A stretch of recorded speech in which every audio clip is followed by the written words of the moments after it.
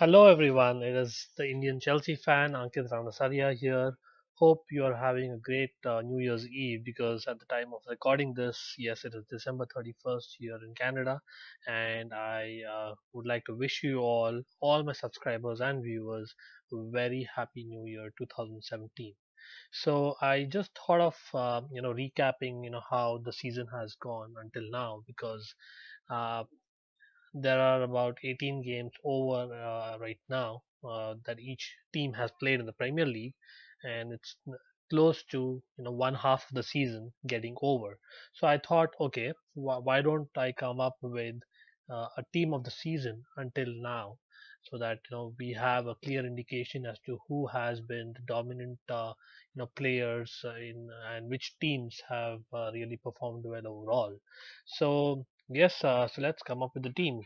My analysis is mainly based on statistics as well as effectiveness in terms of the goals scored, assists that one has got, passes that one has made, effective passes at that, the amount of minutes one has played to show how consistent he is on the pitch, and that is with respect to all the players. And with respect to the attacking players, I've also considered the number of shots that each player has got on target or hit the woodwork for that matter, and how many through balls one has created or chances, as well as crosses that one has put in terms of defense. I have considered the aspects of number of tackles made by the player, blocks, interceptions made, clearances. Of course, it depends on which end of the table that your team is at, but certainly the number of points that the player has got for me in the fantasy league also indicates the clean sheets that one would have got as part of the defense, right? And the same is applicable for goalkeepers as well. Yeah, so considering these aspects, the team that I came up with is in the formation of 3-4-3. You would wonder why have I gone just three at the back. Yes, I am a Chelsea fan after all, and Chelsea are playing exceedingly well with three at the back, so I would prefer that formation. It's not exactly a 3-4-2-1 that Chelsea plays, but more like a 3-4-3 with the two holding midfielders.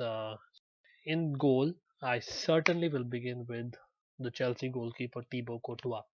Chelsea has the least goals conceded this season, and Thibaut Courtois has the highest number of clean sheets, and he's really improved, back in form compared to last season, and that's why this world-class goalkeeper is in goal for me in the first half of the season.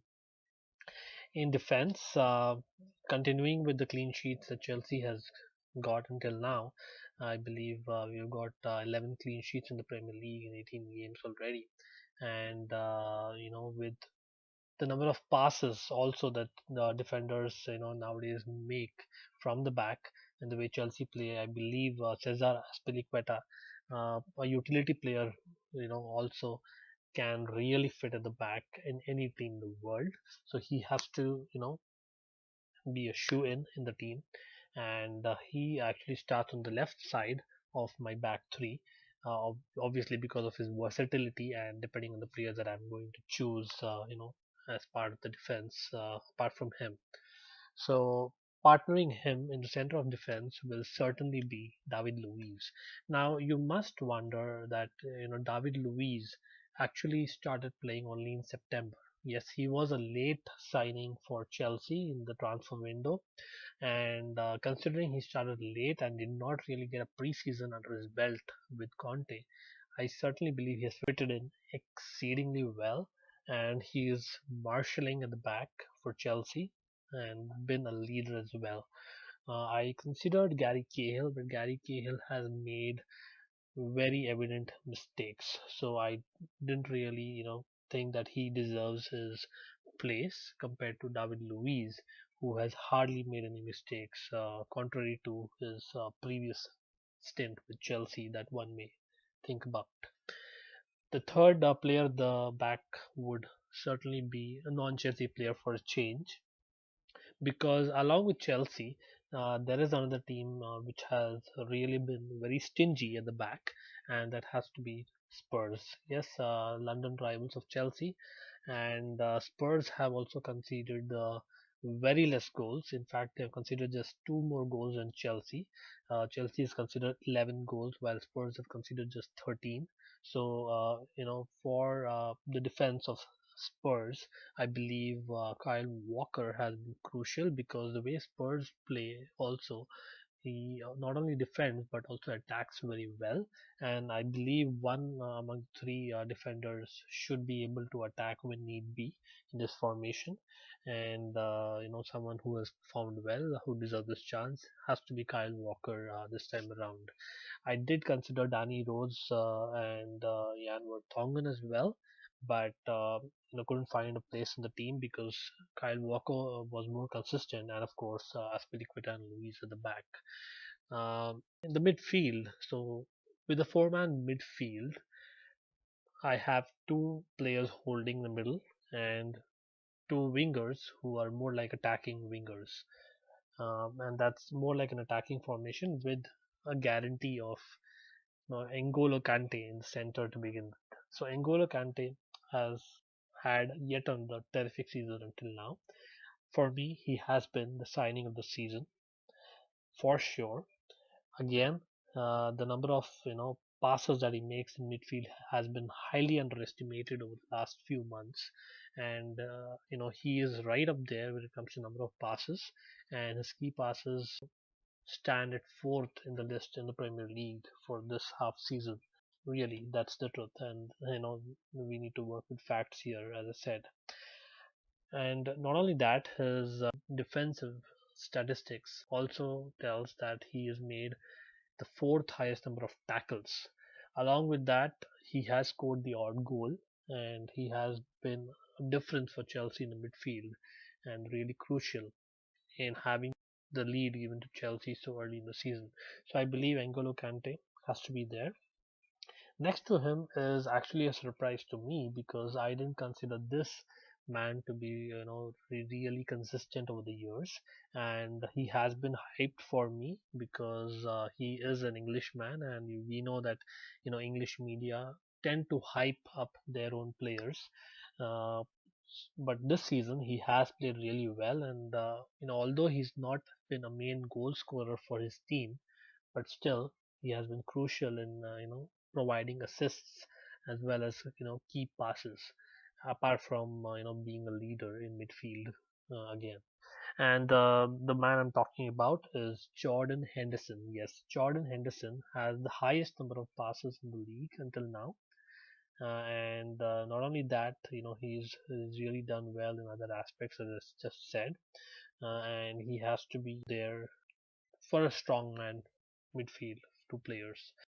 On the left side of midfield would be an attacker, and this has to be Chelsea's Eden Hazard.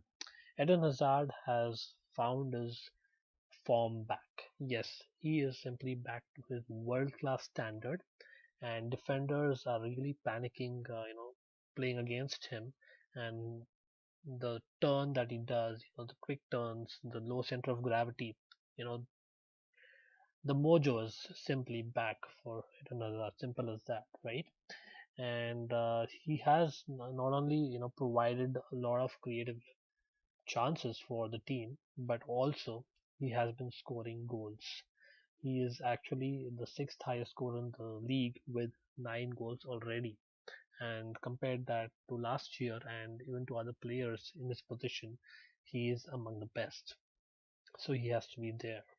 On the right side of midfield would be his national counterpart, another Belgian, and an ex-Chelsea man at that, Kevin De Bruyne. Yes, Kevin De Bruyne has missed a couple of sitters to score goals over the course of the season. However, I still believe he is the main man for the Manchester City midfield and not David Silva, because Kevin De Bruyne can play in the central midfield in attack, left or right on midfield, and he is a great assist maker, a great cross of the ball, and his number of crosses and assists are right up there in the league. In fact, he is topping the charts for the number of assists made in this half season. So Kevin De Bruyne has to be there. I did consider his teammate Fernandinho as well. However, Fernandinho, did not have a great, last part of this half season, and compared to Fernandinho, I believe Henderson and Kevin De Bruyne did pretty well in other areas, especially in attack. So this being a more attack minded team, I thought of having Kevin De Bruyne instead of Fernandinho up front. So the three-man forward line would be Marshall at the center with Zlatan Ibrahimovic. Yes, so Zlatan Ibrahimovic is, of course, a Jose Mourinho man right now, and I believe he always was going to be a Jose Mourinho man. If Jose Mourinho would have stayed at Chelsea, as I really believe that Ibrahimovic would have come to Chelsea this season and Diego Costa would have gone back to Atletico Madrid. Thank God that didn't happen. However, he has performed well. Yes, he did not have a great first half this half season. However, it's not very easy to acclimatize the way that one plays in a new league altogether. He is really experienced and has again proven that he is at that world class level, being the second highest goal scorer until now in the league. So he has to be there, and also not only the number of goals that he is, scored, but also number of shots that he's had. I believe he's top of the charts, so he's certainly right up there to create chances for Manchester United. And he certainly can be a great central figure up front. On the left side of the forward line would be probably the player of the season until now. Yes, not only the Chelsea player of the year until now, but the player of the season, and it has to be Diego Costa. Now, Diego Costa not only brings you goals, but he brings the aggression, the passion that any team would really vouch for.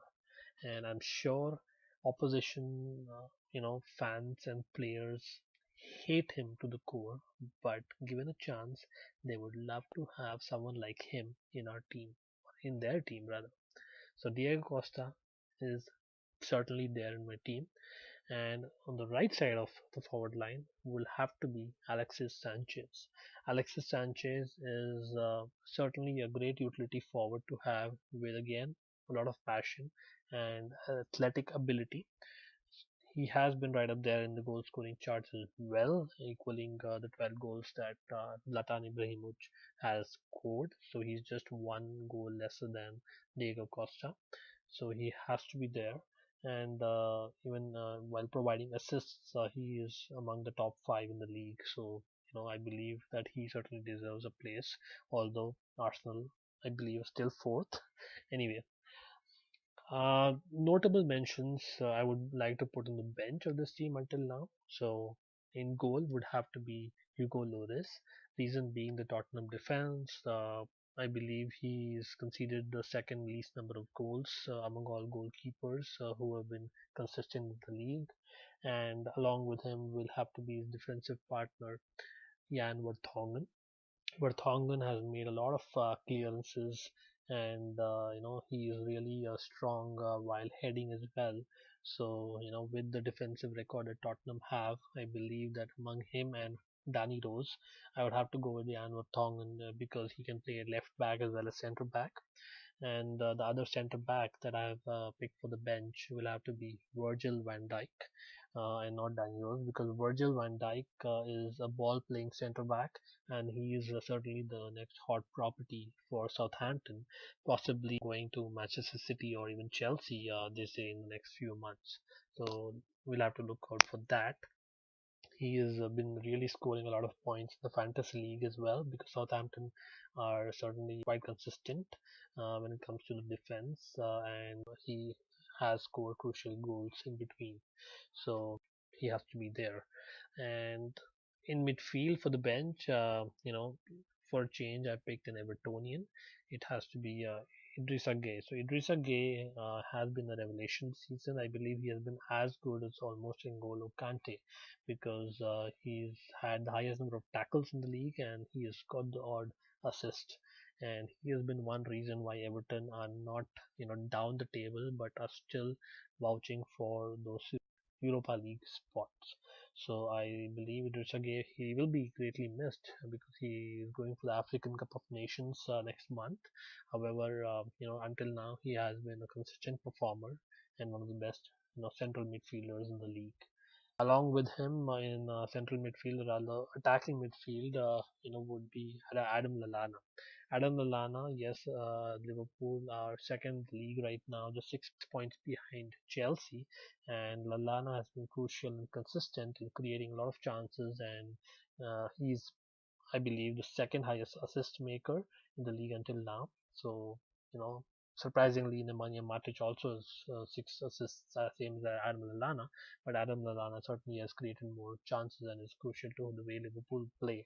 And being an attack-minded team, I picked Adam Lallana over Nemanja Matic. In the forward line for the bench, I have picked two forwards. One being a utility forward who can also play the back. Yes, and that can only be Mikel Antonio. Mikel Antonio has got 8 goals this season, and he is among the top in the league there, and he can play anywhere in the team. So he is a great player to be on the bench.